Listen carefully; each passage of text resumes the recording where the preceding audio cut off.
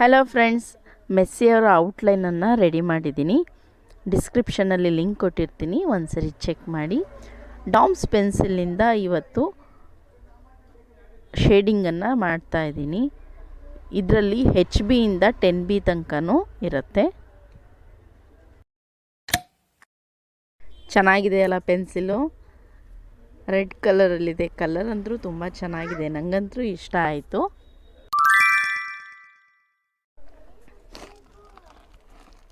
Dark ಇರೋ ಜಾಗದಲ್ಲಿ 10B use ಮಾಡ್ಬೋದು, 8B ಯೂಸ್ ಮಾಡ್ಬೋದು. ಲೈಟ್ ಶೇಡ್ ಕೊಡೋ ಜಾಗದಲ್ಲಿ HBಯನ್ನು ಯೂಸ್ ಮಾಡ್ಬೋದು. ಎಲ್ಲ ಶೇಡಿಂಗು ಇದರಲ್ಲಿ ಸಿಕ್ಬಿಡುತ್ತೆ. ಬರೀ 50 ರೂಪೀಸ್ ಅಷ್ಟೇ. ಇದು ತುಂಬ ಚೆನ್ನಾಗಿದೆ, ನೀವು ಒಂದ್ಸಲಿ ಟ್ರೈ ಮಾಡಿ. ಈಗ ಸ್ಟಾರ್ಟ್ ಮಾಡೋಣ. ಫಸ್ಟ್ 2B ತೊಗೊಂಡಿದ್ದೀನಿ ನಾನು ಇಲ್ಲಿ.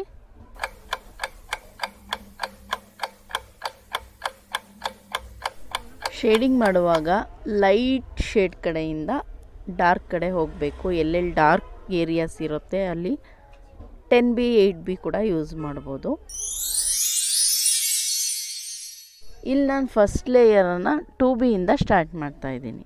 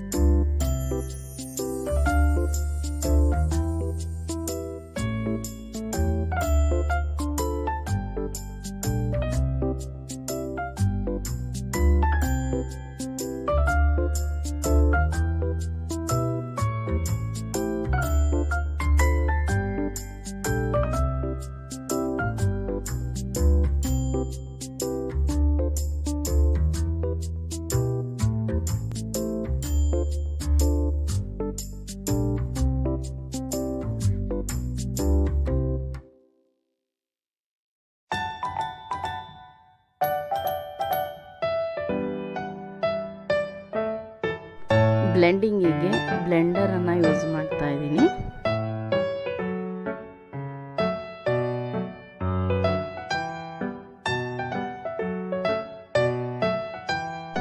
ಈಗ ಸೆಕೆಂಡ್ ಲೇಯರನ್ನು ಅಪ್ಲೈ ಮಾಡ್ತಾ ಇದ್ದೀನಿ.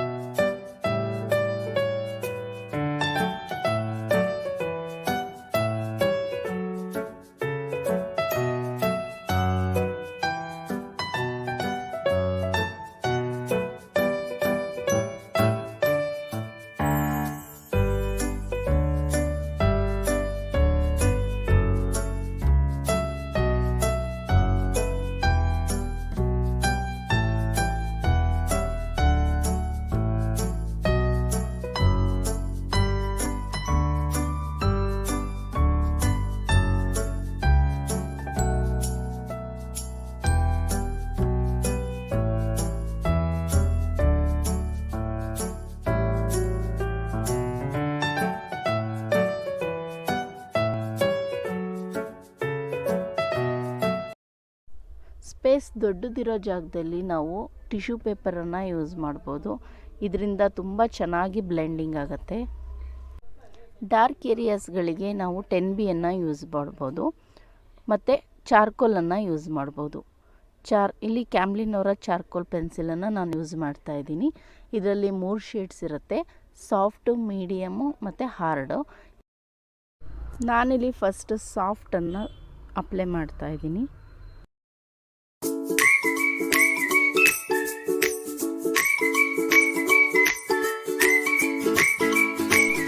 ಈ ರೀತಿ ಚಾರ್ಕೋಲ್ ಪೆನ್ಸಿಲನ್ನೇ ಡೈರೆಕ್ಟಾಗಿ ಅಪ್ಲೈ ಮಾಡ್ಬೋದು.